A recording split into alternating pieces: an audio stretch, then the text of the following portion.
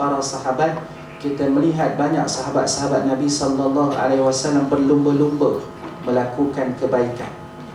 Begitu juga dengan hakikat hadis ini, bagaimana sekumpulan sahabat yang miskin bertanya kepada Nabi sallallahu alaihi wasallam, kami ni dah miskin, tak ada duit, tak ada harta. Ya Rasulullah, zahaba ahlud dusur bil ujur. Orang-orang kaya mereka dapat banyak pahala. Kalau kami salat, mereka juga salat. Kami puasa, mereka juga puasa. Kami bersedekah, kami mungkin sedekah sikit, tapi mereka bersedekah amat banyak. Kan kelebihan orang-orang yang kaya. Dalam satu riwayat yang lain, orang-orang fuqara, orang-orang fakir daripada golongan muhajirin datang bertemu dengan Nabi sallallahu alaihi wasallam, wahai Rasulullah. Ini cerita lainnya, riwayat yang lain. Kumpulan sahabat-sahabat Nabi sallallahu alaihi wasallam yang miskin bertemu dengan Nabi sallallahu alaihi wasallam. Mereka bertanya kepada Nabi sallallahu alaihi wasallam, orang-orang kaya dapat pahala yang besar. Orang-orang kaya, nikmat mereka nikmat yang luas, dan pula mereka dapat pahala yang besar. Kenapa? Kata Nabi sallallahu alaihi wasallam, mereka salat seumpama kami salat, mereka berpuasa seumpama kami berpuasa, tapi mereka bersedekah, kami tak mampu nak bersedekah. Mereka boleh membebaskan hamba, kami tak mampu untuk membebaskan hamba. Kata Nabi sallallahu alaihi wasallam, afala a'allimakum, nakkah kalau aku ajarkan kepada kamu sesuatu yang kalau kamu buat, kamu akan mendahului mereka. Apa dia ya Rasulullah? Kata Nabi sallallahu alaihi wasallam, tusabbihuna wa tukabbiruna wa tahmadun. Ucaplah subhanallah, ucaplah Allahu akbar, ucaplah alhamdulillah pada setiap selesai salat 33 kali. Kan yang kita selalu baca tu, subhanallah walhamdulillah dan Allahu akbar sebanyak 33 kali, ya. Kemudian dalam satu riwayat yang lain, orang fakir ini, orang miskin ini kata kat Nabi SAW, ya Rasulullah, orang-orang kaya dah dengar, mereka pun buat juga. Macam mana kami nak buat ya Rasulullah? Mereka pun buat juga. Kata Nabi SAW, Nabi SAW pun baca ayat Allah, dzalika fadlullah yu'tihi man yasha. Itulah kelebihan yang Allah berikan kepada sesiapa yang Allah kehendaki. Ya, nak buat macam mana lagi? Buatlah banyak-banyak begitu. Ya. Maka itu persoalan para sahabat Nabi sallallahu alaihi wasallam kepada Nabi sallallahu alaihi wasallam. Maka dalam hadis ini, awalaysa qad ja'alallahu lakum ma tasaddaqun. Bukankah kata Nabi sallallahu alaihi wasallam, Allah telah menjadikan bagi kamu sesuatu untuk kamu sedekahkan. Kemudian Nabi sallallahu alaihi wasallam pun perincikan, setiap tasbih dianggap satu sedekah, setiap takbir satu sedekah, setiap tahmid satu sedekah, setiap perkataan la ilaha illallah satu sedekah.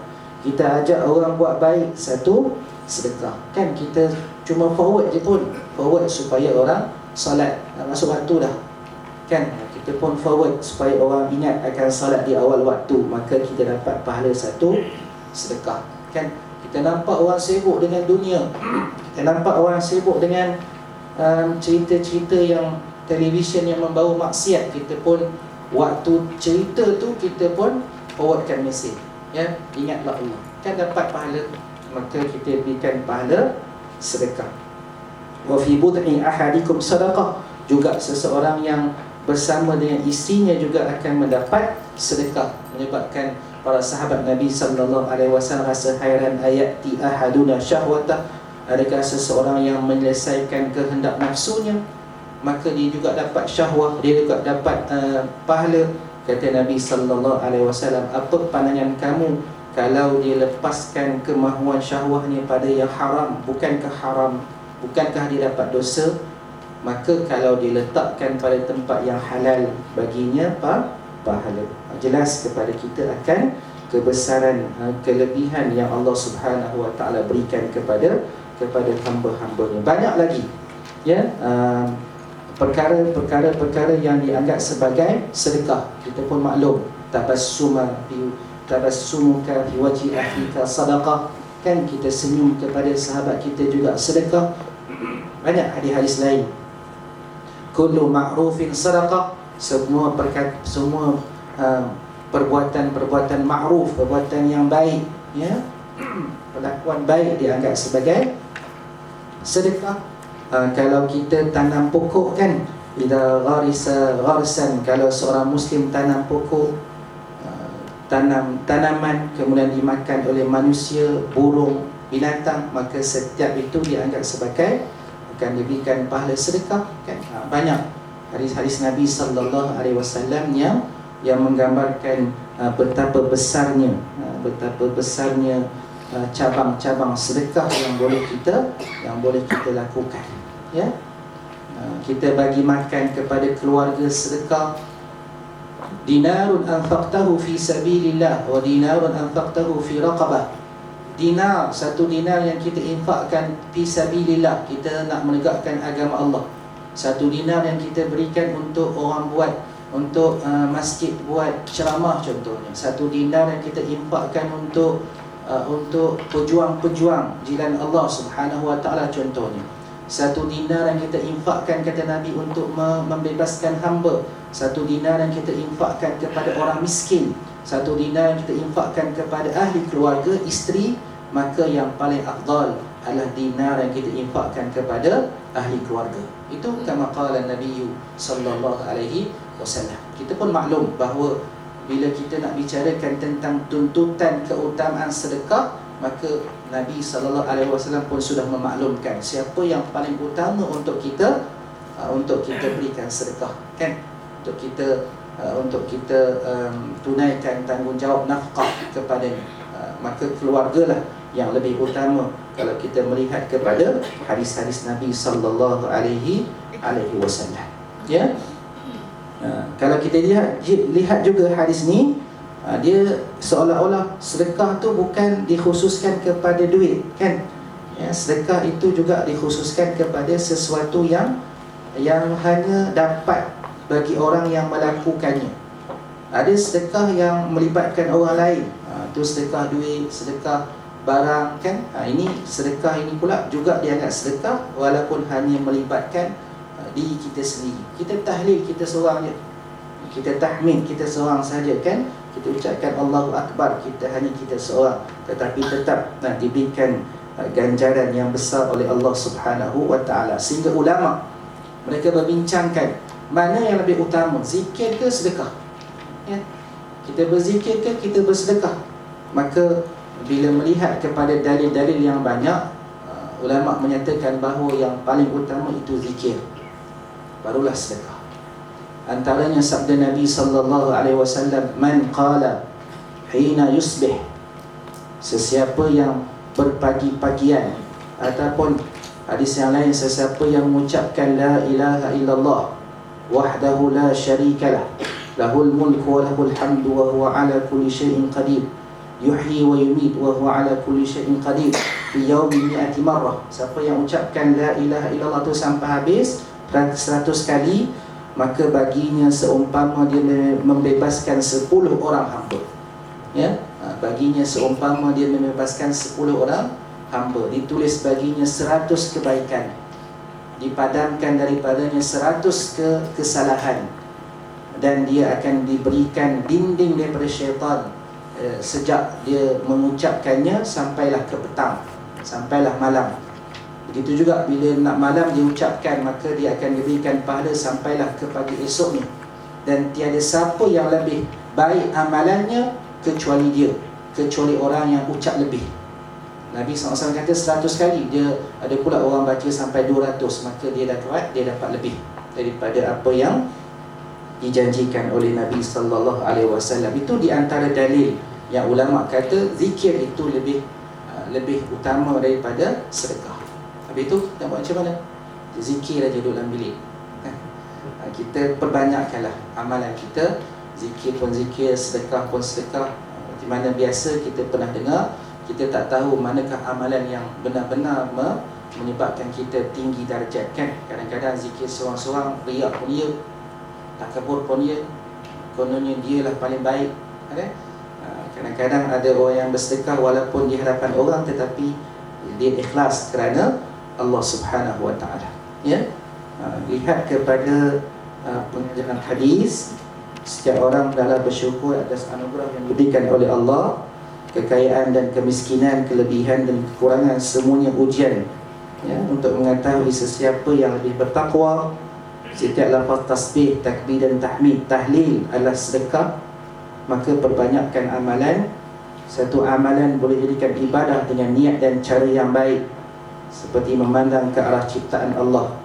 Asalnya harus, tetapi dia menjadi ibadah dengan niat untuk meningkatkan dan cara yang tidak menyalahi syarak. Rebutlah peluang memperbanyakkan amalan agar kita dikasihi Allah Subhanahu wa taala. Ya, itu hadis yang pertama yang agak panjang.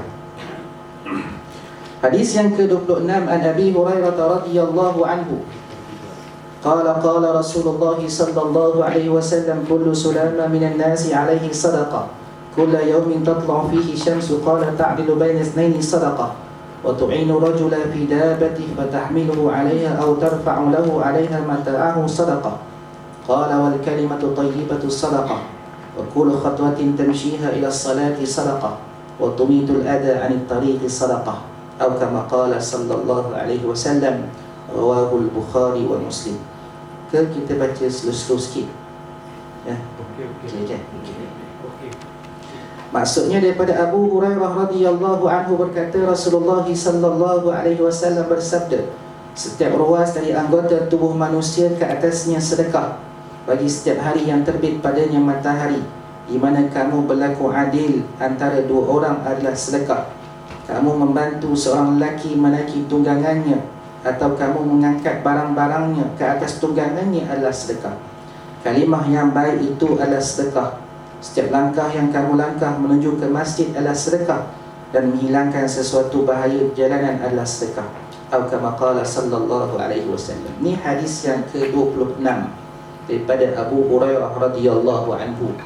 Ya, kita kenalkan Abu Hurairah. Abu Hurairah sahabat Nabi sallallahu alaihi wasallam yang banyak meriwayatkan hadis Nabi sallallahu alaihi wasallam. Ada musuh Islam yang dia cuba nak merendah-rendahkan martabat Abu Hurairah. Kenapa? Kerana kalau dia mencela, dia menghina Abu Hurairah, maksudnya banyaklah hadis Abu Hurairah tak akan digunakan. Dan kebanyakan Abu Hurairah ada ribuan hadis-hadis Nabi sallallahu alaihi wasallam. Itu di antara cara anti hadis kan. Mereka nak nak menolak hadis dengan menghina, menyampaikan perkara-perkara yang batil tentang sahabat-sahabat Nabi sallallahu alaihi wasallam. Abu Hurairah radhiyallahu anhu berkata, Rasulullah sallallahu alaihi wasallam bersabda, kullu sulama minan nas, setiap ruas anggota tubuh manusia. Ya, apa maksud ruas tubuh anggota setiap manusia? Dalam satu riwayat yang lain, riwayat Imam Muslim, sesungguhnya Allah Subhanahu wa taala mencipta anak Adam memiliki 360 ruas, ya. Mifsal ada 360 ruas. Tahulah kalau kita baca kajian saintifik, ada berapa sebenarnya tulang-tulang ruas manusia. 360, ada yang kata 360, 348 dan sebagainya lah, yang hampir kepada 360. Ini di antara kelebihan Nabi sallallahu alaihi wasallam yang diberikan, yang diwahyukan oleh Allah Subhanahu wa taala. Ya. Setiap sulama ini, setiap anggota ruas ini yang sihat ini, kita kena tunaikan sedekah. Kita kena tunaikan jaminannya. Dah sihat, kita sihat, maka kita mesti tunaikan kesyukuran kita. Bagaimana? Kita kena tunaikan setiap ruas itu sedekah, kan? Kita kena laksanakan kesyukuran kita dengan menunaikan sedekah. Macam mana nak sedekah? Banyak caranya. Sebelum ni, hadis sebelum ni juga tentang sedekah. Yang ini juga tentang sedekah. Kullu yawmin tatla'u fi syams, setiap hari yang terbit padanya matahari. Bila kita sihat, bila kita rasa sejahtera, bila kita rasa segar, maka kita kena tunaikan hak anggota, kan? Hak ruas. banyaklah caranya kita mendamaikan antara dua orang adalah sedekah. Sekarang ni kan krisis politik kan, kita damaikan, maka bagi kita sedekah, insya-Allah. Tak tahulah kalau kita nak damaikan ke nak bakar lagi, ikutlah kan, itu masalah lah tu ya. Kita cuba mendamaikan, maka bagi kita sedekah. Batu'inu rajul fi dabatih, kita membantu orang mengangkat barangannya dalam kenderaannya, maka bagi kita sedekah. Ataupun kita tolong buka pintu pun okey, maka bagi kita sedekah. Wal kalimatu thayyibah sedekah, ya, sedekah. Kalimat-kalimat yang baik itu adalah sedekah. Kita cakap perkataan yang baik, kita ucapkan ucapan yang baik, kita tulis perkataan yang baik-baik kan, ya, adalah sedekah. Kita pun kenal semua orang kan. Bila kita bermesej, berwhatsapp dengan seseorang, kita tahu cara balasannya. Kita nampak, tak tahulah, tulisan tu tidak bersuara, tapi kadang-kadang kita boleh membaca suara melalui tulisan kan. Maka kita cubalah untuk mengucapkan perkataan-perkataan yang baik ya. Kullu khatwatin tamshiha ila salati sadaqah, setiap langkah yang kamu langkah menuju ke masjid untuk menunaikan salat itu adalah sedekah. Kalau banyak-banyaklah ya, kalau jauh-jauhlah. Wa tumitul adha anit tariqi sedekah, kamu membuang bahaya yang menyakiti orang muslim juga dianggap sebagai sedekah ya. Ini juga hadis Nabi sallallahu alaihi wasallam yang memberitahu kepada kita tentang cabang-cabang untuk kita mendapat pahala sedekah yang kita mesti lakukan. Dalam satu hadis Nabi sallallahu alaihi wasallam yang lain, apabila kita ada anggota-anggota yang sempurna, tulang-tulang yang sempurna, ruas-ruas yang sempurna, maka kewajipan kita mesti menunaikan kesyukuran setiap ruas. Kena tunaikan sedekah bagi setiap ruas. Maka kata Nabi sallallahu alaihi wasallam dalam satu hadis yang lain, selepas Nabi sallallahu alaihi wasallam menyatakan tentang begini sedekah, buat macam ni sedekah, kata Nabi sallallahu alaihi wasallam, wa yujzi'u min dhalika rak'atani yarka'uhuma min ad-duha, dan boleh dianggap selesai kesyukuran kita, selesai kita punya tanggungjawab hak anggota dengan hanya menunaikan 2 rakaat duha ya. Maka 2 rakaat duha sudah menyebabkan kita terhapus kewajipan anggota-anggota yang sempurna yang dicipta oleh Allah Subhanahu wa taala. Jadi salat duha untuk menandakan kesyukuran kan. Bila kita bersyukur, maka Allah Subhanahu wa taala akan menambah rezeki kita. Bukan salat duha bukan tujuannya untuk dapat projek. Salat duha bukan tujuannya untuk miskin jadi kaya, tetapi salat duha bertujuan untuk menandakan kesyukuran atas keselamatan dan atas kesejahteraan anggota tubuh yang dicipta oleh Allah Subhanahu wa taala. Ya, sebab kesihatan ni nikmat yang besar kan. Kita semua pun maklum. Kita rasa amat takut bila dengar orang mati, orang meninggal secara mengejut, menjadi kerisauan kepada kita. Ramai orang berlumba-lumba beriadah kerana takut mati. Tak apalah, kita nak menjaga hak anggota, kita nak melaksanakan tuntutan ibadah, kita pun menjaga kesihatan kita dengan baik ya, tak jadi salah pun. Okey, pengajaran hadis Nabi sallallahu alaihi wasallam, buktikan kesyukuran kita terhadap anugerah yang telah diberikan oleh Allah dengan menggunakan setiap anggota yang ada dengan cara yang diridai Allah Subhanahu wa taala ya. Kita kena gunakan ikut yang diridai oleh Allah Subhanahu wa taala, mengikut perintah dan menjauhi larangannya. Allah mengetahui kemampuan hamba-Nya, niat dan keazaman yang tinggi, walau tidak mampu melaksanakan tetap akan diberikan ganjaran oleh Allah Subhanahu wa taala. Kita kadang-kadang nak berzikir, kita kadang-kadang nak salat duha, tetapi Ya, kadang-kadang ada ketikanya kita terlupa, ada ketikanya kita sibuk, maka buatlah sekadar kemampuan yang kita ada. Memberi pertolongan kepada manusia lain mempunyai nilai yang tinggi di sisi Allah Subhanahu wa taala. Kita membantu hamba Allah, ya, maka nilainya amat besar di sisi Allah Subhanahu wa taala. Imarahkanlah masjid dan perhatikanlah keadaan jalanan yang menyukarkan laluan orang lain untuk kita singkirkan dan memperoleh pahala. Kan batu, kayu, tulang, kalau dalam hadis tu tulang dan sebagainya lah yang menghalang laluan, maka bagi kita pahala diberikan oleh Allah Subhanahu wa taala. Juga ada orang bincangkan, sama tak kalau kita naik kenderaan dengan jalan kaki? Sama tak pahalanya?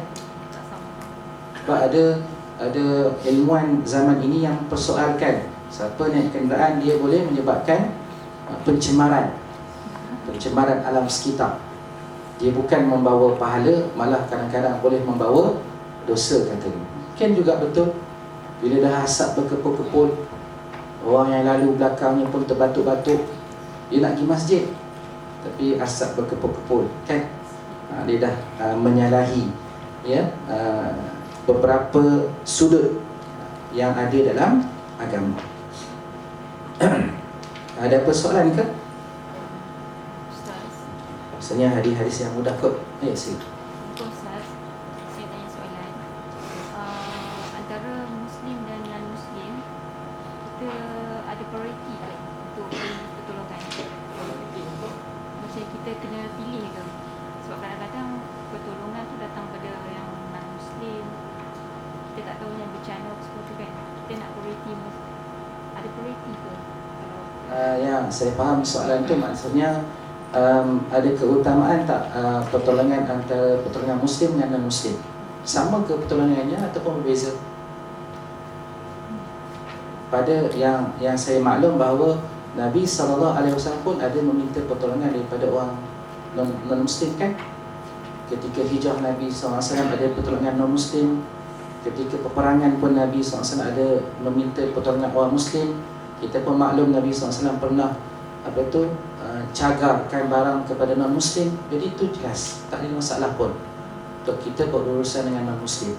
Sebagaimana tidak mencemar agama, kan, tidak merosakkan hubungan sesama Muslim, maka selagi itu dianggap sebagai sifat kemanusiaan yang ada, tak ada masalah pun. Ya, ya, ya.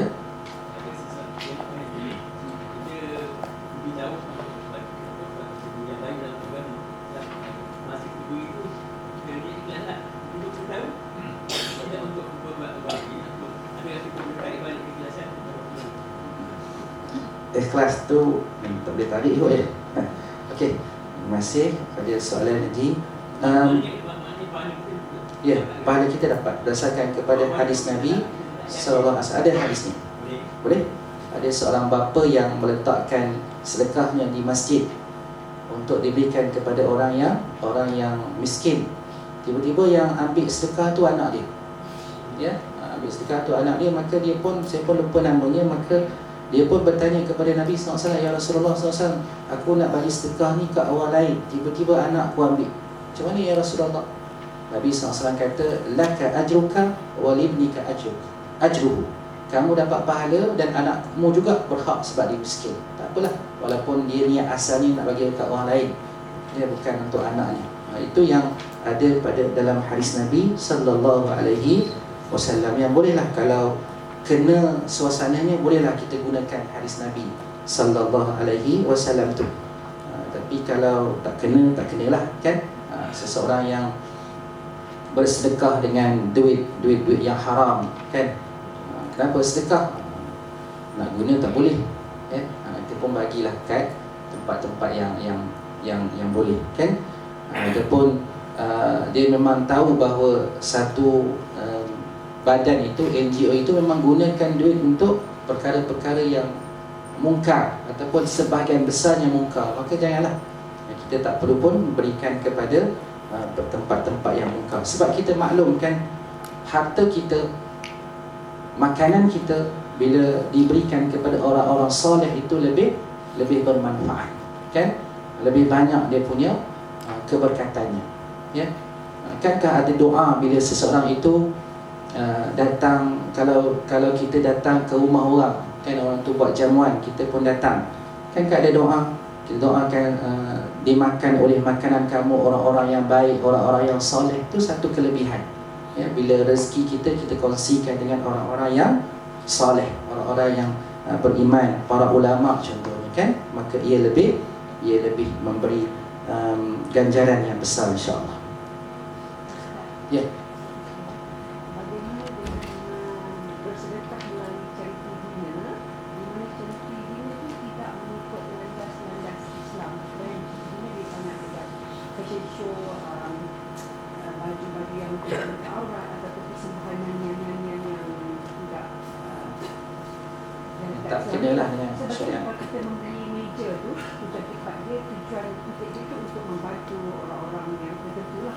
Tapi cara mereka memetik derma tu dan kita membeli meja tersebut. Ya. Macam mana, Ustaz?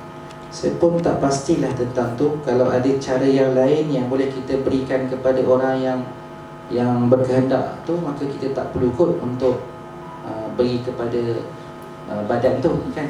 Tapi kalau dah tak ada cara lain untuk kita sampaikan bantuan, ya, mungkin juga kita beli, kita tak pergilah. Tu antara cara je lah. Kita beli, duit tu beri kepada orang yang berkehendak, tapi kita tak pergi pun majlis tu, contoh, kan. Sebab masalah majlis ni masalah yang besar. Kan kita maklum, pergi ke kenduri kahwin tu wajib, kan. Man lam yujib da'wata faqad asa Aba Qasim atau kama qala. Sesiapa yang tak hadiri jemputan perkahwinan, maka dia mengingkari Nabi Muhammad sallallahu alaihi wasallam. Pun ulama bincangkan, kalau ada maksiat, ya, boleh pergi kalau ada maksiat, kalau kita mampu untuk mengubahnya. Kalau tak mampu, jangan pergi. Kerana kita sudah dianggap memperbanyakkan orang yang berada dalam tempat maksiat pun tak boleh, kan. Sebab itu kita tidak dibenarkan sama sekali duduk dalam majlis yang ada arak, satu meja yang orang minum arak, tak boleh. Sebab apa? Sebab kita membanyakkan orang yang memenuhi majlis yang ingkar kepada Allah Subhanahu Wa Taala. Ya, itu yang saya tahu lah, insya-Allah. Sekiranya tidak memilih, tidak menghadiri itu, mengakibatkan silaturahmi dalam keluarga berjemaah tu bagaimana? Kalau Majlis kahwin yang ada maksiat, ya. ada maksiat, ada nyanyian, ada that kind of modern wedding sekarang ni, kan, dia tak Yeah. ada maksiat macam tu lah. Kalau kita mampu amru bil ma'ruf, pergilah. Amru bil ma'ruf pun ada tingkatan, kan. Ada dengan perkataan, dengan perbuatan, dengan perkataan dan dengan hati, kan. Kalau kita, tapi jangan redha dengan maksiat. Dia masalah maksiat dan masalah ukhuwah ini dan masalah silaturahim ini dua perkara yang besar. Nabi SAW bersabda dalam satu hadis berkenaan dengan akhir zaman dalam Sahih Muslim. Akhir zaman kelak, di dua sisi neraka, kan, kita nak melintas siratal mustaqim. Antara sisi-sisi neraka ada rahim dan ada amanah, ada silaturahim dan ada amanah. Sesiapa yang memutuskan silaturahim, dia akan jatuh dalam neraka. Sesiapa yang tak menunaikan amanah juga akan jatuh dalam neraka. Masalah silaturahim masalah yang besar. Masalah maksiat juga masalah yang besar, bukan perkara yang ringan, ya. Maka kita cubalah untuk memelihara silaturahim, tetapi mungkar tetap mungkar, kan. Majlis yang ada maksiat, yang kita rasa kalau kita datang dianggap kita sokong, dianggap kita setuju dengannya, janganlah pergi. Tetapi hubungan silaturahim itu boleh dijernihkan dengan banyak perkara. Cubalah buat, tuan-tuan dan puan-puan semua lebih maklum tentang diri tuan-tuan dan puan-puan semua, maka buatlah sesuatu yang menguntungkan diri kita dan juga ahli keluarga kita. Ya, itu saja kot yang mampu kita nyatakan. Okey, last. Assalamualaikum. Bismillahirrahmanirrahim. Ustaz, saya ada 3 soalan. Ya. Pertama, tadi Ustaz ada sebutkan satu hadis yang maksudnya lebih kurang zikir adalah lebih utama daripada sedekah. Sedekah yang dimaksudkan itu adakah sedekah harta? Ya, sedekah harta. Okey, soalan kedua berkaitan dengan sedekah juga. Saya pernah attend satu ceramah yang disampaikan oleh Allahyarham Datuk Hasan Din. katanya sedekah ni dia lebih utama memberi dia tidak berbelanja dengan berhemah. Okey, itu kedua. Yang ketiga, tentang silaturahim tadi yang Ustaz sebutkan. Bagaimana kalau kita ni tidaklah mahu memutuskan silaturahim, tapi kalau ada pihak yang dia bila berbaik dengan kita tu mendatang masalah pada kita. Masalah. Baik dia tak payah baik dengan kita lah, kita tak payah kontak dia pun lagi aman hidup kita. Macam mana? Terima kasih. Okey, yang asalnya tuan-tuan dan puan-puan semua orang-orang yang cerdik kot boleh jawab belaka kot soalan-soalan ni. Pinjaman kita sedekah dengan kita pinjam tetapi dia tidak berhemah, kan? Macam mana ya? Ada kot cara-caranya. Bagi pinjam, bagilah pinjam tetapi bersyarat contohnya, kan? Nak bagi pinjam, bagilah pinjam. Kalau dia nak bayar sesuatu, biar kita yang bayarkan contohnya. Dia nak pinjam sebab nak bayar hutang, tak apa, biar saya bayarkan. Supaya dia tidak menggunakan dengan guna lain daripada apa yang dia minta. Asalnya benda-benda tu kita perlu urus kot untuk memastikan bahawa di samping kita memberi sumbangan, kita juga memastikan bahawa sumbangan itu digunakan dengan cara yang baik, kan? Pertama sekali kalau adik-beradik kita yang tak berduit, berhutang, kita nak dahulukan mana? Ya, kita pun tanyalah, kamu hutang kat mana? Kereta, bank apa, kita tolong bayarkan. Tak ada masalah pun, kan? Kita ada mudah untuk kita uruskan dan rasanya kita mampu untuk menguruskan dengan baik kalau urusan orang yang membuat pinjaman yang tidak berhemah. Yang ketiga tentang apa yang tadi?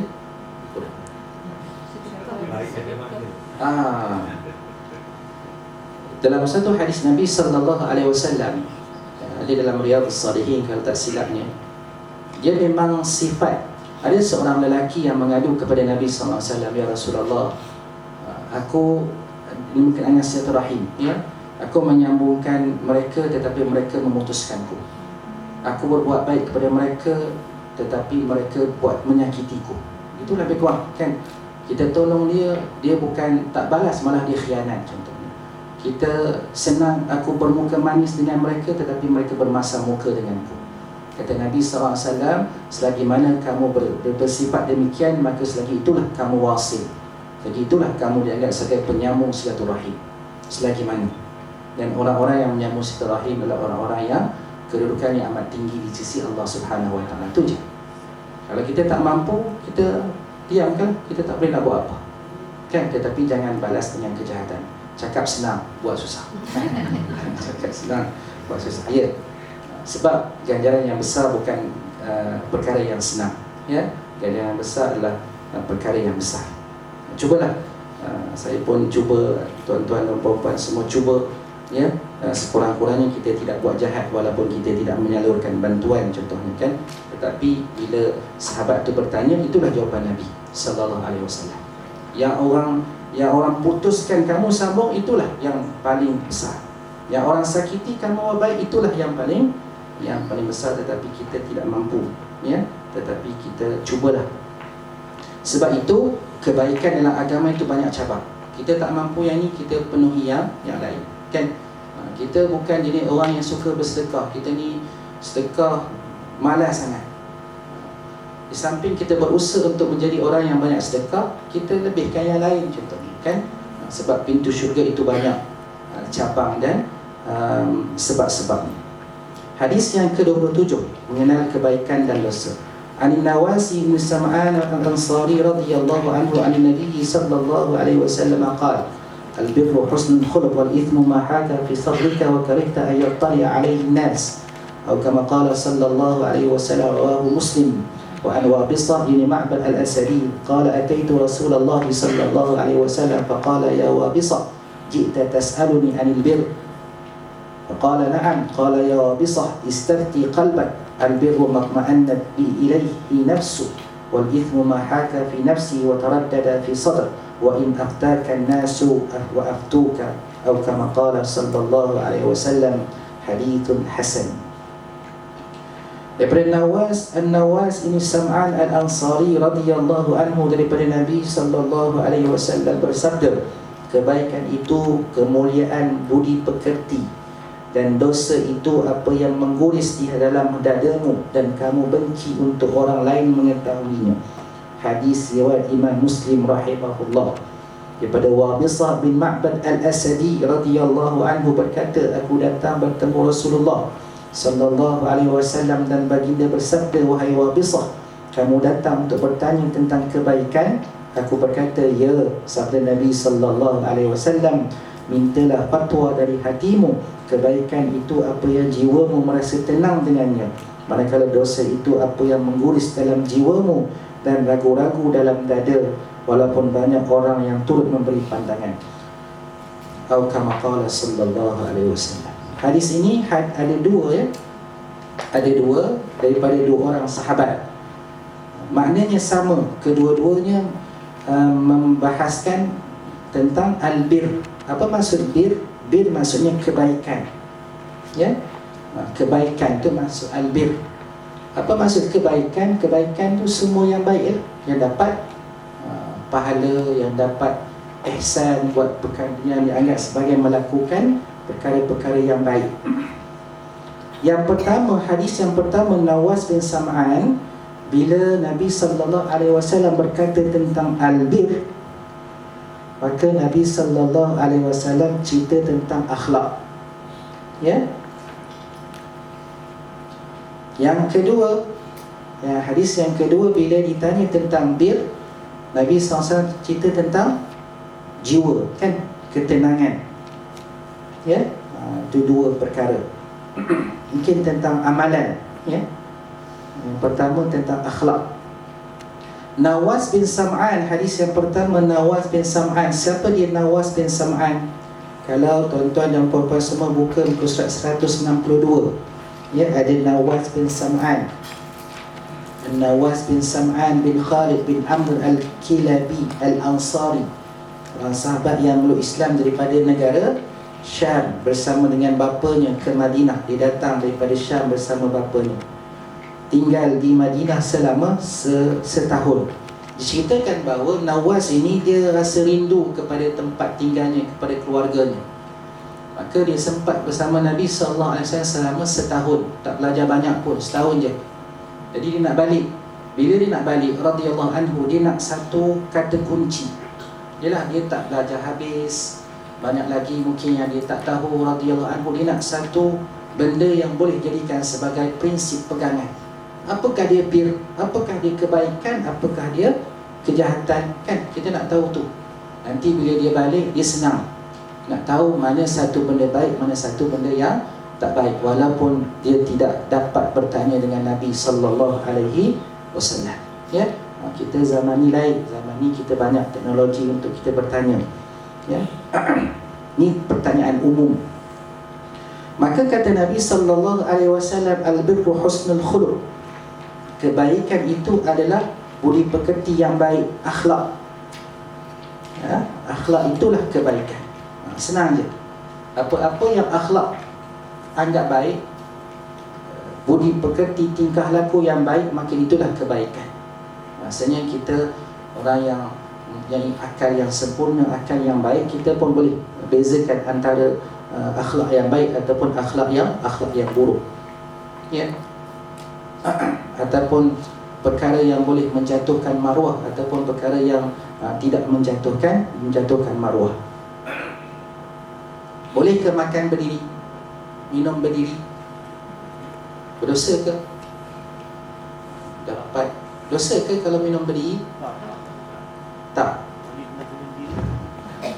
Kan ada hadis Nabi SAW tentang minum dan makan berdiri, ya. Dari akhlaknya okey ke?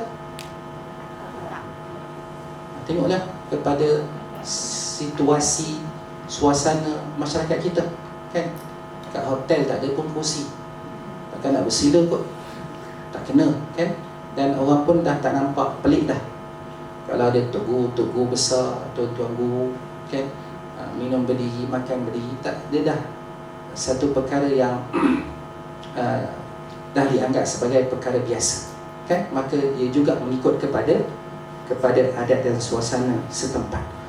Walaupun kita tahu banyak hadis-hadis Nabi sallallahu alaihi wasallam Siapa yang minum berdiri fastaqim, maka muntahkan, keluarkan, kata Nabi SAW. Ada juga hadis Nabi SAW yang Nabi SAW minum berdiri. Jadi ini di antara contoh-contoh hadis-hadis yang kelihatan bertentangan. Nabi SAW seolah-olah tak bagi, tiba-tiba Nabi SAW buat, dan para sahabat juga ada yang buat. Maka ulama pengkupas tak salah pun untuk seseorang itu minum berdiri contohnya. Itu di antara kupasan-kupasan ulama yang penting kita menjaga akhlak. Wal ithmu ma haka fi sadri. Dosa itu apa dia kata kunci bagi dosa? Apa yang mengguris di dalam hatimu, yang kita rasa susah, yang kita rasa tak senang dengannya, dan kita tak suka orang tengok, maka itu dianggap sebagai dosa. Ya, yang hati rasa sempit, hati rasa risau, hati rasa berbelah bagi, dan kita tahu kalau orang tengok, orang akan mengingkarinya, maka itu dianggap sebagai al-ithmu. Kaedah secara umum yang dibawa oleh Nabi sallallahu alaihi wasallam. Ya, kalau ada dalil dan hujah tu, kalau ia memang sunnah, biarlah orang marah, biarlah kita rasa tak senang, kita tak sunnah, itu lainlah. Ya. Daripada Wabisah bin Ma'bad al-Asadi radhiyallahu anhu qala, aku bertemu Rasulullah sallallahu alaihi wasallam, dan Rasulullah sallallahu alaihi wasallam bersabda, wahai Wabisah, kamu datang nak tanya tentang albir? Aku kata ya. Kata Nabi SAW, istafti qalbak, mintalah fatwa daripada hatimu. Ya, kita tanya hati kita. Kalau kita rasa tenang, itulah perkara yang baik.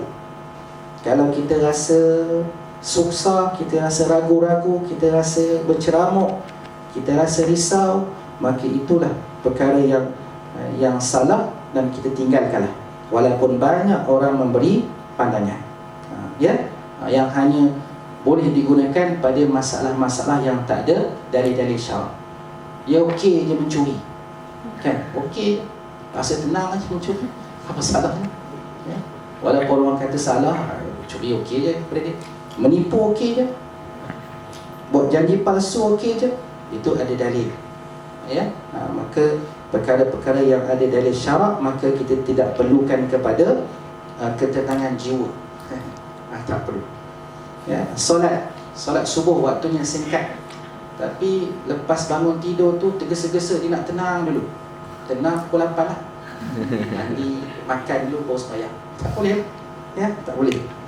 Walaupun dia tenang tak boleh, sebab dia ada dalil yang khusus, ya, tentang hukum-hukum syarak. Ini hadis yang ke-27. Pengajaran hadis, kebaikan dan dosa juga dapat diketahui dengan hati yang sejahtera, ya, dengan syarat hati yang sejahtera. Orang yang melakukan kejahatan atau dosa mengetahui bahawa orang lain memandang serong kepadanya, tetapi nafsu sudah mengatasi akal dan hati. Ini kita maklum. Dulu kita anggap perkara yang besar, dosa besar, perkara yang salah, tetapi dengan sebab kebiasaan manusia melakukannya, kita sudah anggap dia biasa. Dulu kalau ada orang asing dalam kereta duduk sekereta, kan, pemandu lelaki, penumpang dia wanita, dulu perkara yang pelik, ya, boleh mencemaskan satu universiti contohnya, ya, satu college, tapi sekarang biasa je. Tinggalkanlah pelakuan yang meragukan dan carilah amalan yang diyakini dan nas yang pasti. Jagalah hati agar tidak dicemari dengan kotoran maksiat dan kemungkaran, agar ia dapat membimbing ke arah jalan Tuhan yang esa. Kita pun maklumkan hati yang hitam, hati yang putih bersih. Sebab apa? Sebab maksiat. Itu kita maklum melalui hadis-hadis Nabi sallallahu alaihi wasallam. Hadis yang ke-28. Prinsip ketaatan yang berpegang kepada sunnah Nabi sallallahu alaihi wasallam.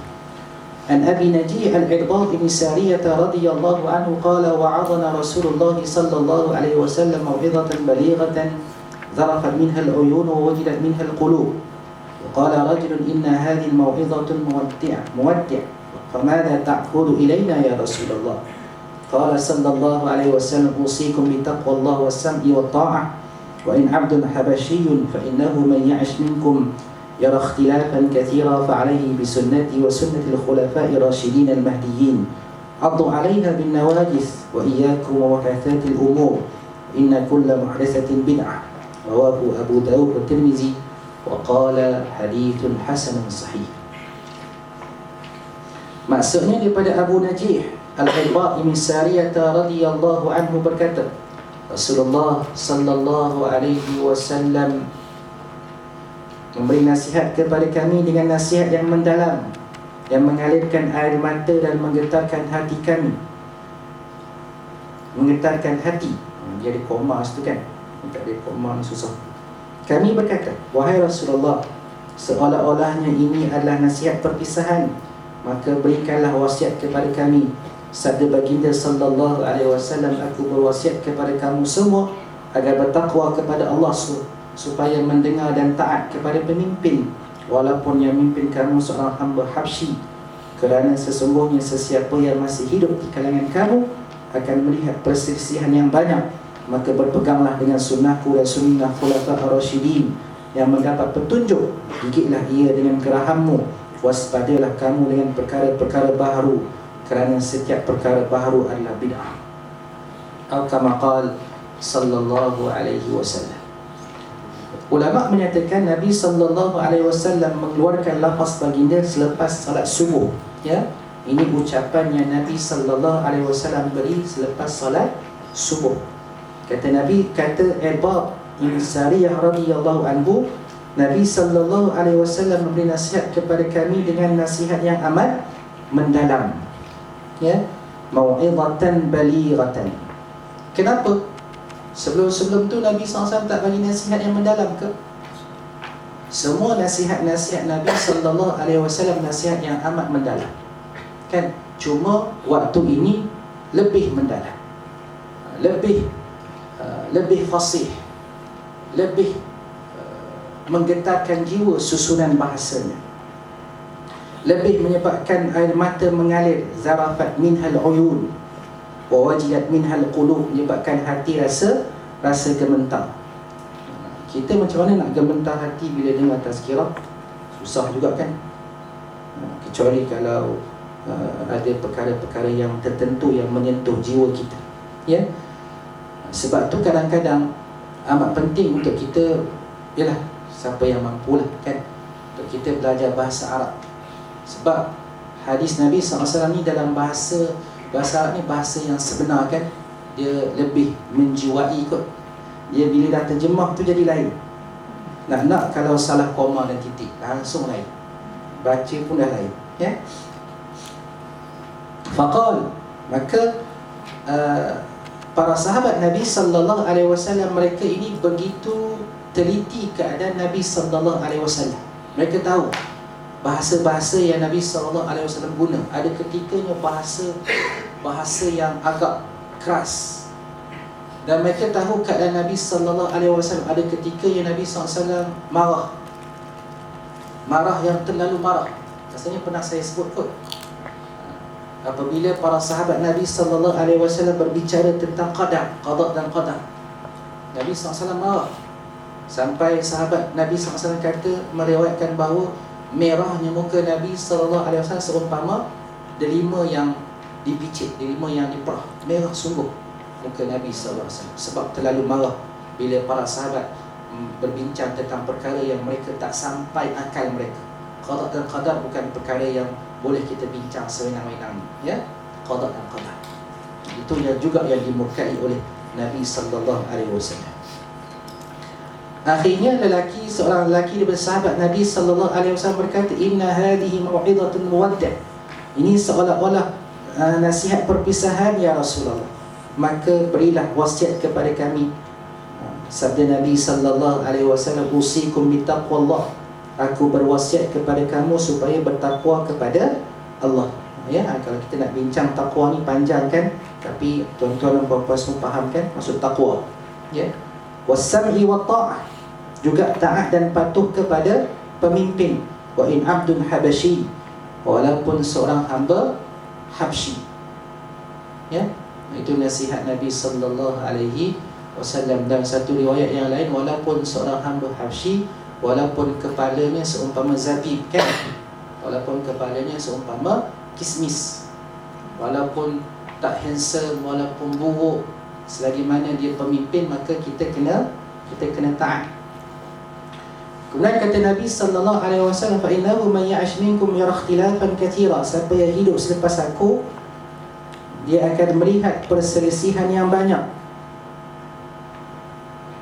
Ada juga ulama kata nasihat Nabi SAW ni selepas taati pemimpin.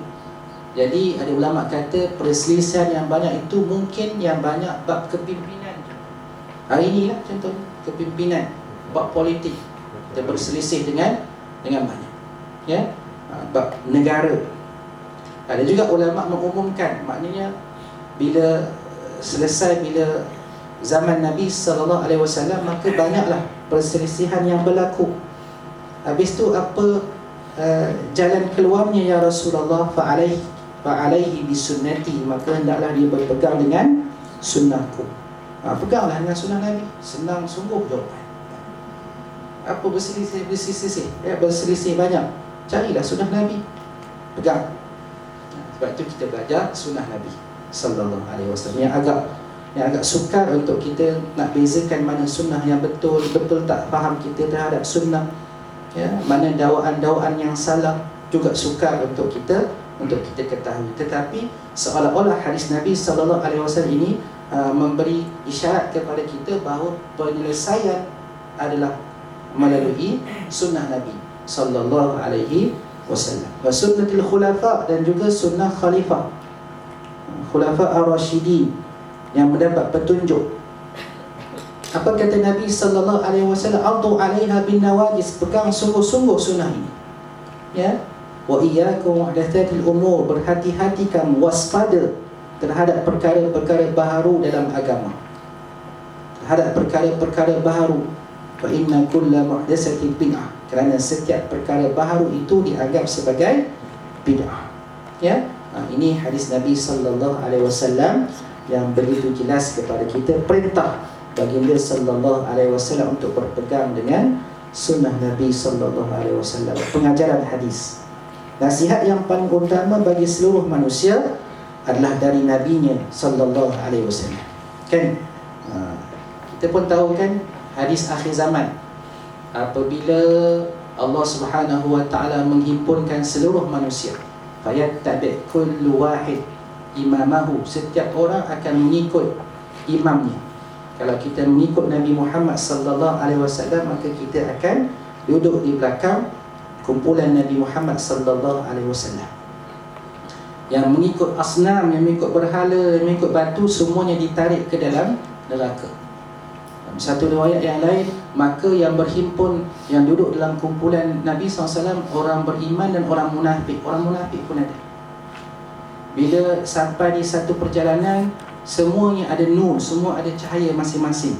Tapi bila sampai berhampiran dengan satu tempat, tiba-tiba cahaya orang munafik hilang, tiba-tiba gelap, ya? Dan akhirnya berlakulah menyeberangi titian siratal mustaqim pun ada. Ni yang bila kita baca lafaz dalam bahasa Arab tu, kita rasa agak menggetarkan jiwa. Siapa dia yang lepas siratal mustaqim?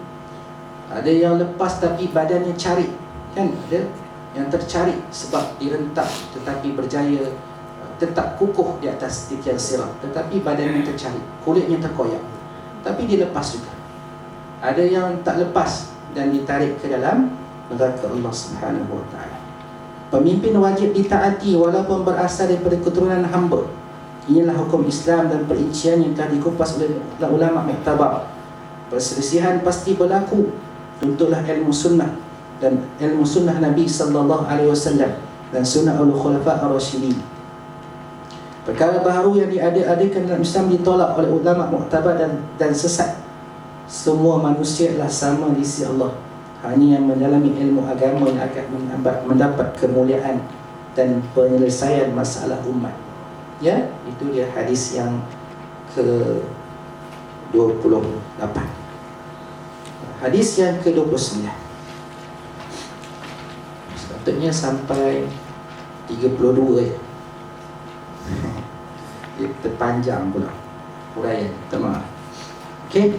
Hadis yang ke-29, paksi Islam. Ada soalan ke? Jadi kalau tanya sebelah ni memang banyak soalan. Ya? Tak ada soalan ke? Pas ni lah. Hadis ke-29 an Mu'adz bin Jabal radhiyallahu anhu qala qultu ya Rasulullah akhbirni bi amalin yudkhilni al-jannah wa yuba'iduni 'anil nar. Qala sallallahu alaihi wasallam qad sa'altani an 'azim wa innahu la yasirun 'ala man yassarahu Allah 'alaihi. Ta'budu Allah wa la tusyrik bihi syai'an wa tuqimu as-salata wa tu'ti az-zakata wa tasumu Ramadan wa tahajjul bayt. Thumma qala ala adulluka 'ala abwabi khair. الصوم جنة والصدقة تطفئ الخطيئة كما يطفئ الماء النار والصلاة الرجل من جوف الليل. قال ثم تلا تتجافى جنوبهم عن المضاجع حتى بلغ يعملون. ثم قال ألا أخبرك برأس الأمر كله وعموده وذروة سنامه؟ قلت بلى يا رسول الله. قال رأس الأمر الإسلام وعموده الصلاة وذروة سنامه الجهاد. ثم قال ألا أخبرك بملاك ذلك كله؟ قلت بلى يا نبي الله. فأخذ بلسانه قال كف عليك هذا. فقلت يا نبي الله وإنا لمؤاخذون بما نتكلم به. قال ثكلتك أمك يا معاذ. وهل يكب الناس في نار على وجوههم أو على مناخرهم إلا حصائد ألسنتهم. رواه الترمذي وقال هذا حديث حسن صحيح. Kama qala sallallahu alaihi wasallam. Maksudnya daripada Mu'adz bin Jabal radhiyallahu anhu berkata, aku bertanya Rasulullah sallallahu alaihi wasallam, wahai Rasulullah, beritahu kepadaku satu amalan yang boleh memasukkanku ke dalam syurga dan menjauhkanku daripada neraka. Baginda sallallahu alaihi wasallam bersabda, sesungguhnya kamu telah bertanya tentang sesuatu yang besar dan ia adalah sangat ringan bagi sesiapa yang dimudahkan oleh Allah Subhanahu wa taala. Kamu menyembah Allah dan tidak mensyirikkannya dengan sesuatu pun. Kamu mendirikan salat, kamu menunaikan zakat, kamu berpuasa di bulan Ramadan dan kamu mengerjakan haji. Kemudian baginda sallallahu alaihi wasallam bersabda lagi, mahukah aku tunjukkan kepadamu tentang pintu-pintu kebajikan? Puasa itu adalah perisai, sedekah itu memadamkan kesalahan seperti mana air memadamkan api, dan salat seorang lelaki di pertengahan malam. Seterusnya Nabi sallallahu alaihi wasallam membaca ayat Al-Quran yang bermaksud tulang-tulang rusuk mereka telah renggang dari tempat tidur mereka. Mereka menyeru Tuhan mereka dengan perasaan takut dan penuh harapan, dan mereka membelanjakan sebagian rezeki yang kami kurniakan kepada mereka. Seseorang tidak mengetahui apakah yang disembunyikan bagi mereka yang terdiri daripada perkara yang menunjukkan mata sebagai balasan terhadap amalan yang telah mereka lakukan. Kemudian baginda sallallahu alaihi wasallam bersabda, maukah kamu aku khabarkan tentang paksi segala urusan tiang-tiangnya dan puncak tertingginya? Aku berkata, sudah pasti wahai Rasulullah. Sabda Rasulullah sallallahu alaihi wasallam, tunggak kepada urusan seluruhnya adalah Islam, tiang-tiangnya adalah salat, puncak tertinggi pula adalah jihad. Baginda bersabda lagi, maukah kamu aku khabarkan perkara yang menghimpunkan keseluruhannya? Aku berkata, sudah pasti ya Rabbi Allah. Lalu baginda sallallahu alaihi wasallam memegang lidahnya seraya bersabda, tahanlah ke atasmu dari menyalahgunakan benda ini. Aku berkata, wahai Nabi Allah, adakah sesungguhnya kita akan dihitung dengan sebab apa yang kita bicarakan? Jawab baginda sallallahu alaihi wasallam, ibumu kehilanganmu wahai Mu'adz. Tidakkah manusia itu dihumban ke neraka, muka mereka ke neraka melalui, ataupun sabda baginda dihumbankan batang hidung mereka kecuali dengan hasil tuaian lidah-lidah mereka. Atau kama qala sallallahu alaihi wasallam. Faham ke? Kalau faham dah boleh teruskan. Faham kan? Kita berjihad, kita rajin berpuasa, kita rajin bersedekah, kita rajin qiyamul lail, tapi kita tak jaga sesuatu, maka tiada guna. Apa dia? Kuffa alaika haza, jaga lisan. Jaga. Dia niat nak salat duha tapi sibuk, lupa, maka baginya satu kebaikan, satu pahala. Ya, dia niat macam-macam lah, nak tulis ke, nak rekod ke. Fa in huwa hamma biha, kalau dia bersungguh nak melakukan kebaikan dan dia buat, maka akan ditulis 10 kebaikan sehingga 700 ganda ataupun gandaan-gandaan yang banyak. Ini juga satu kasih sayang Allah Subhanahu wa taala. Sebab itu ulama kata, Kalau kita solat jemaah dapat 27 kan, tapi tak semua orang dapat 27. Dia melihat kepada cara. Ada orang dapat 15, ada orang dapat 10, ada orang dapat 20, ada orang dapat 3. Ya, tengoklah kepada kesempurnaan solat berjamaahnya. Mungkin juga dia orang yang dapat lebih dengan faktor-faktor yang lain, dengan kesabarannya, dengan kesusahannya, ya. Wa man hamma bi sayyi'atin falam ya'malha. Sesiapa yang bersungguh nak buat jahat tetapi tak buat, maka ditulis di sisi Allah satu kebaikan, kerana dia tinggalkan kejahatan, kan, kerana takutkan Allah, bukan kerana tak sempat. Nak mencuri tak sempat, dah cerah, tak boleh, ya. Nak menipu, tiba-tiba ada orang tahu, ya, dia tak jadi menipu, itu tetap mendapat dosa. Fa in huwa hamma biha fa 'amilaha katabaha Allah lahu sayyi'atan wahidah.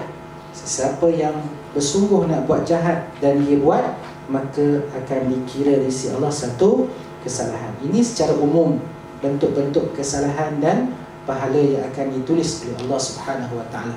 Kan ada dosa-dosa yang berlipat ganda, kan, kalau dibuat di tempat-tempat tertentu, dibuat pada masa-masa tertentu. Orang yang buat jahat di Mekah, di tanah haram, berbeza dengan orang buat jahat di tempat biasa. Orang yang buat jahat ketika bulan Ramadan berbeza dengan orang buat jahat di bulan biasa, kan. Sebab ada gandaan-gandaan pahala dan gandaan-gandaan dosa. Pengajaran hadis Islam agama yang bersistem dan tersusun, semua sudah disempurnakan dan disampaikan oleh Nabi sallallahu alaihi wasallam. Nilai kebajikan di sisi Allah amat tinggi, dan ia adalah satu syarat untuk memperoleh kasih sayangnya, ya. Walaupun kejahatan dibenci Allah, tetapi rahmatnya, nilaiannya amat rendah berbanding pahala kebajikan. Kumpulkanlah segala amal kebajikan dan berusaha melaksanakannya mengikut panduan Nabi sallallahu alaihi wasallam. Ada soalan? Ya. Ustaz, minta maaf lah. Bismillahirrahmanirrahim.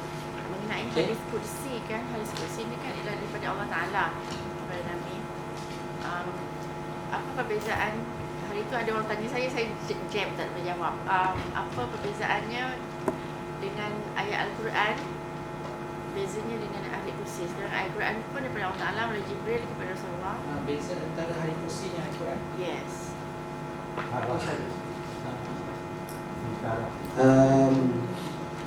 Ayat Quran tu memang lafaznya daripada Allah Subhanahu wa taala. Itu pertama. Hadis kursi ni lafaz daripada Nabi sallallahu alaihi wasallam. Bil makna, secara makna. Mungkin Allah Subhanahu wa taala mewahyukan begini dan Nabi sallallahu alaihi wasallam menyebut lafaz secara Nabi sallallahu alaihi wasallam. Itu beza antara hadis kursi dengan Al-Quran. Al-Quran mana kita maklum membacanya berapa pahala setiap huruf, kan. Ayat kursi, hadis kursi tak. Itu antaranya, ya. Ayat Quran diturunkan secara mutawatir. Kan kita dah baca hadis mutawatir. Hadis kursi ada hadis kursi yang sahih, ada hadis kursi yang dhaif, ada hadis kursi yang hasan, ada palsu pun ada.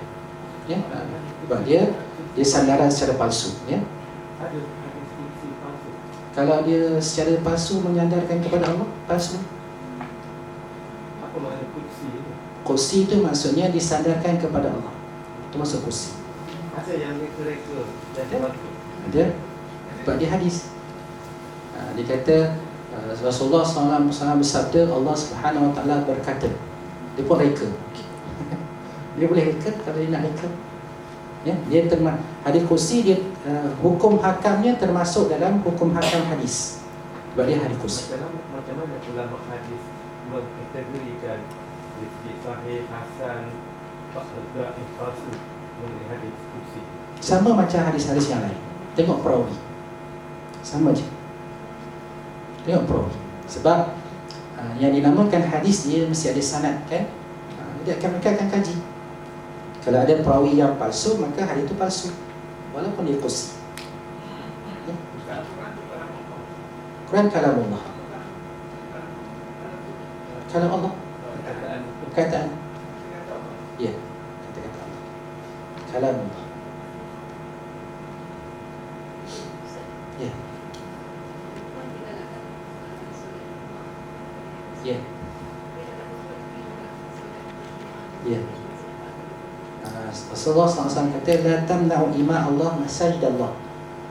Wahai golongan lelaki, jangan halang hamba-hamba Allah yang wanita untuk pergi ke masjid-masjid Allah. Pergilah, tak masalah. Tapi ada caranya. Ada caranya, ada kaedahnya. Dapat tak dia 20 Ya.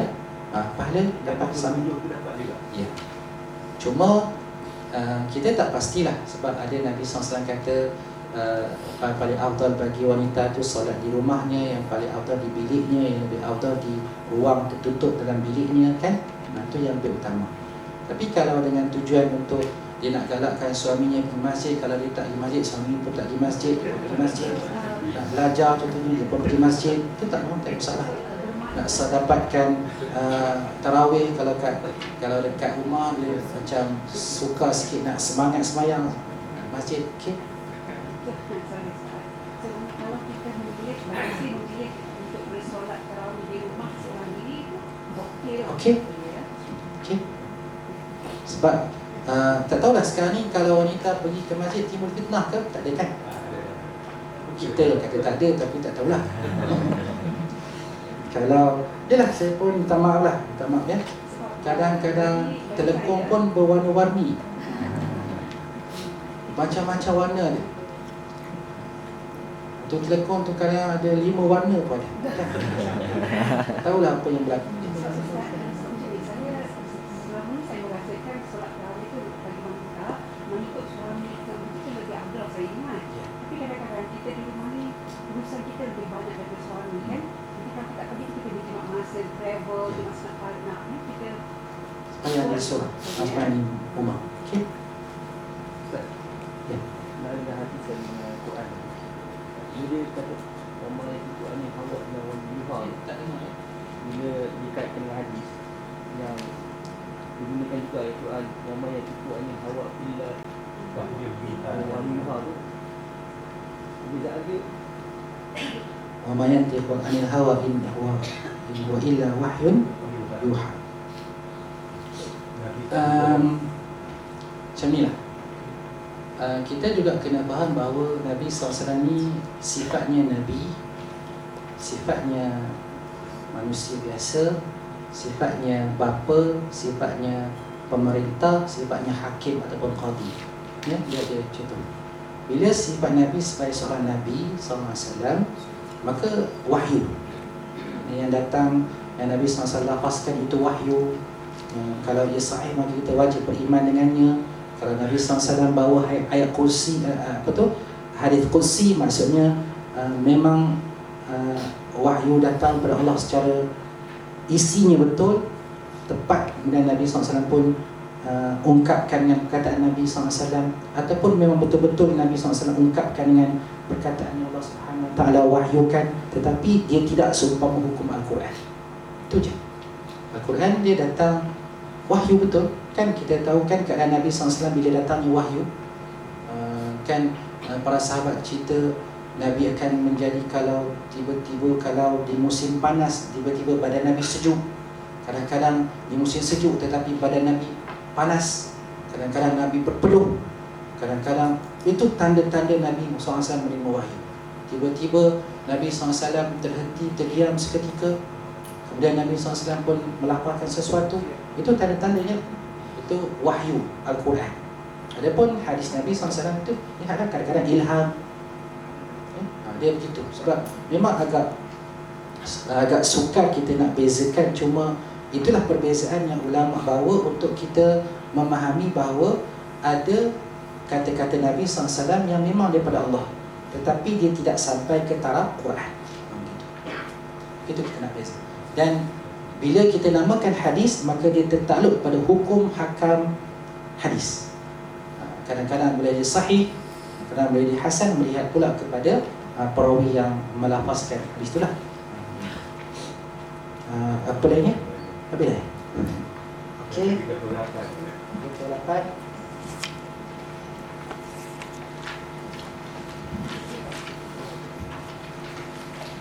Okey, 38. wali Allah dan amalan. Okey.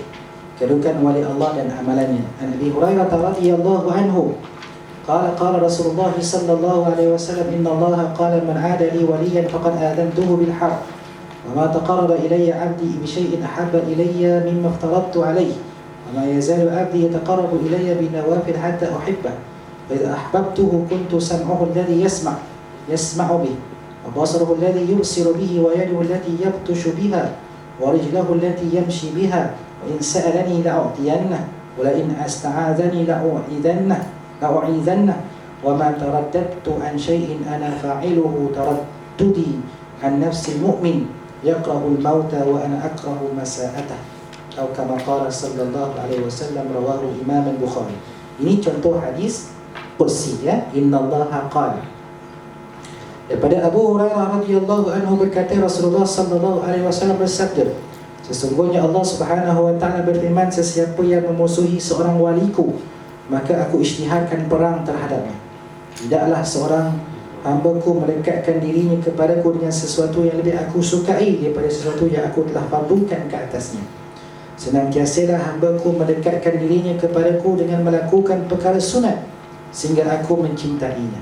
Dan apabila aku mencintainya, maka akulah pendengarannya yang dia mendengar dengannya, penglihatannya yang dia melihat dengannya, tangannya yang dia memukul dengannya, kakinya yang dia berjalan dengannya. Jika dia meminta kepadaku, niscaya akan aku berikan. Jika dia meminta perlindungan daripadaku, niscaya aku akan melindunginya. Atau kama qala sallallahu alaihi wasallam. Hadis Nabi sallallahu alaihi wasallam ini tentang kedudukan wali, kan? Wali Allah Subhanahu wa taala. Ya, wali Allah. Siapakah wali Allah yang confirm wali? Para sahabat Nabi sallallahu alaihi wasallam itu confirm, kan?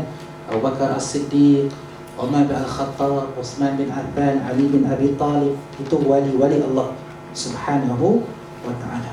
Ya, yang diakui oleh Nabi sallallahu alaihi wasallam, mereka penghuni syurga, ya. Okey, sesiapa yang memusuhi hamba-Ku, Allah isytiharkan perang. Jangan sakiti wali-wali Allah. Jangan menyebabkan wali-wali Allah ni rasa betul terganggu, kan? Wa ma taqarraba ilayya 'abdi. Kemudian Allah Subhanahu wa taala pula bagi tahu tentang amalan hamba-Nya. Yang Allah paling suka kalau hamba buat perkara-perkara yang Allah fardukan, kan?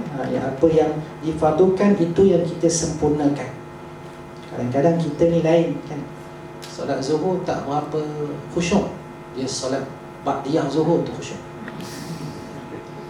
Solat isyak tak khusyuk, dia solat tarawih tu yang khusyuk.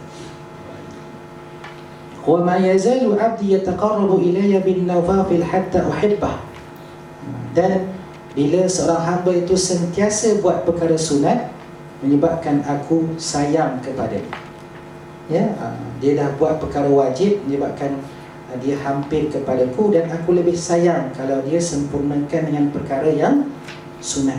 Ya, apabila Allah Subhanahu wa taala mengasihani, sayangkan walinya yang begitu sifatnya, kan, buat perkara fardu tambah dengan perkara sunat, maka aku adalah pendengarannya yang dia dengar dengannya. Telinganya akan sentiasa mendengar perkara-perkara yang baik, Allah jaga. Matanya akan sentiasa melihat perkara-perkara yang baik, yang menambah pahala. Tangannya akan memegang perkara-perkara yang Allah redha. Kakinya akan membawa dia ke tempat-tempat yang tidak dimurkai Allah, kan? Allah akan jaga wali-walinya. Yang ini yang kita nak, kan? Kita bukan nak jadi wali sangat, tapi kita nak Allah jaga, ya? Allah jaga diri kita. Kita ni banyak sangat kehendak buat perkara baik, buat perkara jahat. Moga-moga Allah Subhanahu wa taala menjaga kita daripada perkara-perkara yang menjauhkan kita daripada Allah Subhanahu wa taala. Bila Allah sudah mengasihi seseorang, wa in sa'alani la'u'tiyannah, kalau dia meminta, nescaya aku akan beri. Kalau dia minta perlindungan, nescaya aku akan lindungi. Kemudian wa ma taraddatu, itu tak diterjemahkan, ya. Itu tak diterjemahkan sebab kalau ikut ada riwayat yang tak ada lafaz tu, sebab tu tidak diterjemah. Tak maaf, ya, sebab ada riwayat yang ada dalam kitab, ada yang tak ada riwayat tu, terlepas.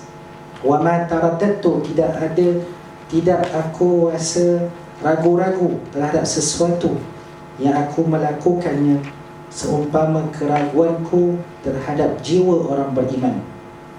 Tidak aku ragu-ragu terhadap sesuatu yang aku lakukan seumpama keraguanku terhadap jiwa orang beriman. Mereka tak suka mati dan aku tak suka menyakiti mereka. Tetapi kena mati, kan? Tetapi mesti mati.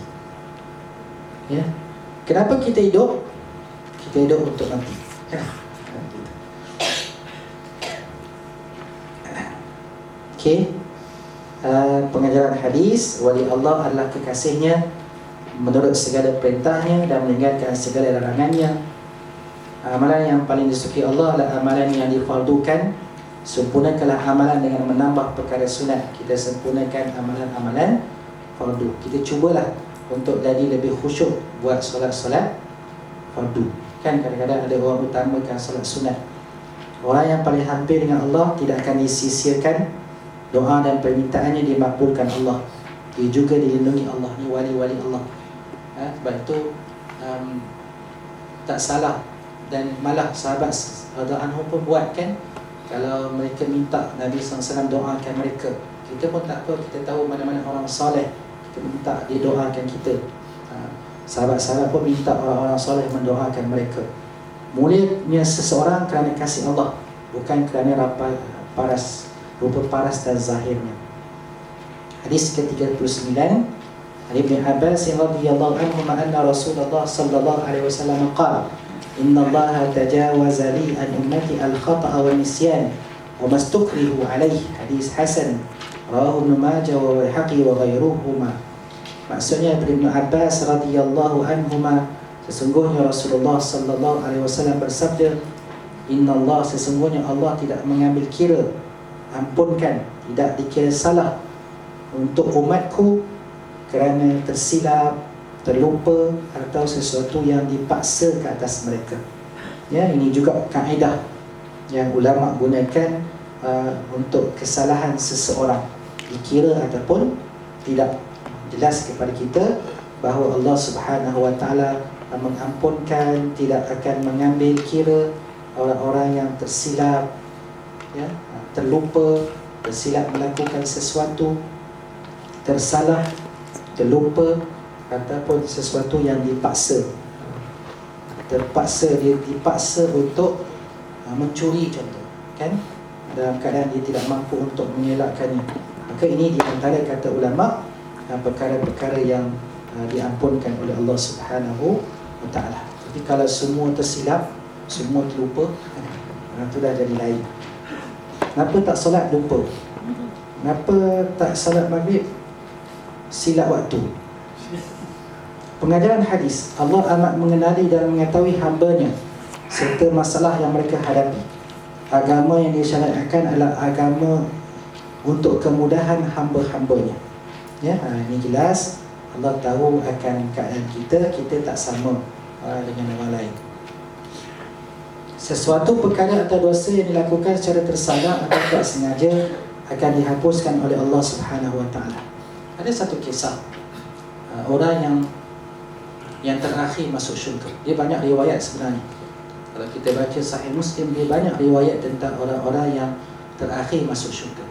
Ada seorang yang dikeluarkan daripada neraka, kemudian Allah Subhanahu Wa Taala memerintahkan malaikat supaya memadamkan semua dosa-dosa besar, tinggalkan dosa kecil sahaja untuk hamba.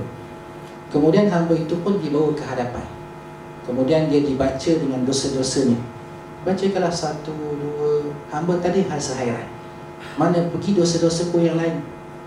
Ya, kemudian Allah Subhanahu Wa Taala pun kata, ketahuilah wahai hamba-Ku bahawa setiap kesalahan yang kamu lakukan, aku gantikan ia dengan kebaikan.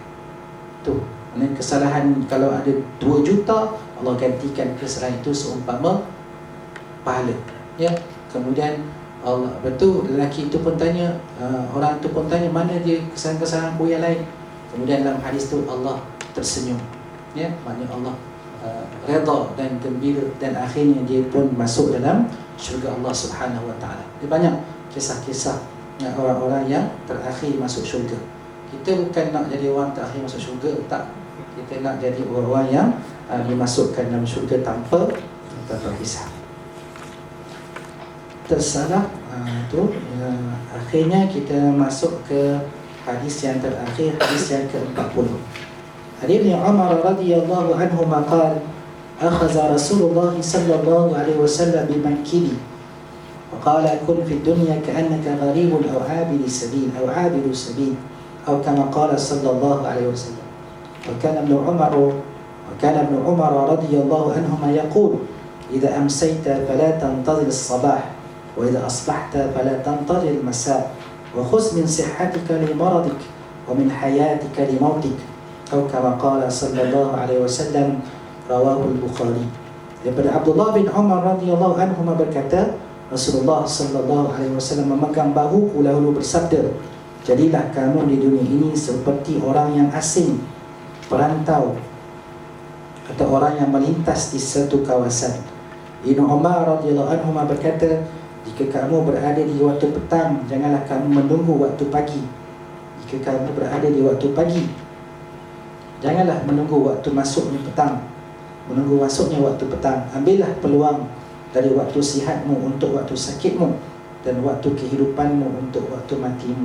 Atau kama qala radhiyallahu anhuma.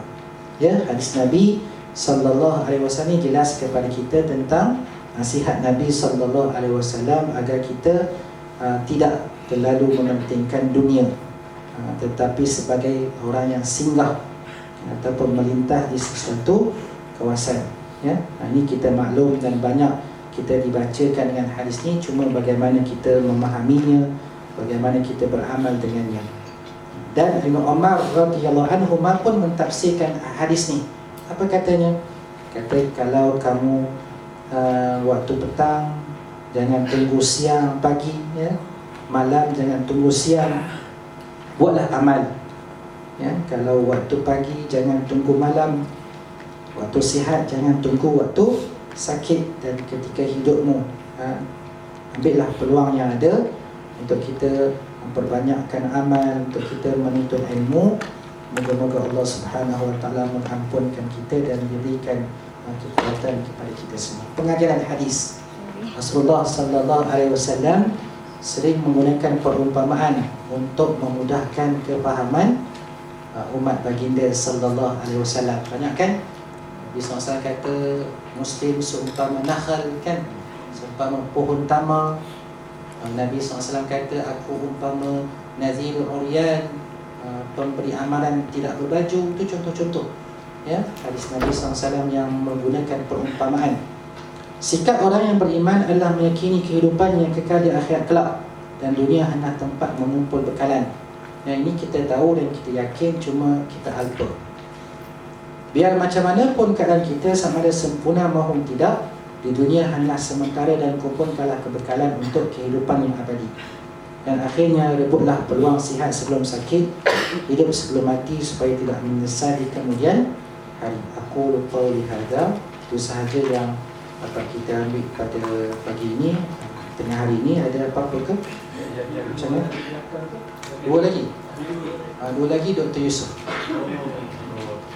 Dr. Yusuf akan baca dua dan bagi sanad hadis. Ya, insyaAllah. Sanad hadis beserta dengan bab. Ya. Ke 38. 28. Ya.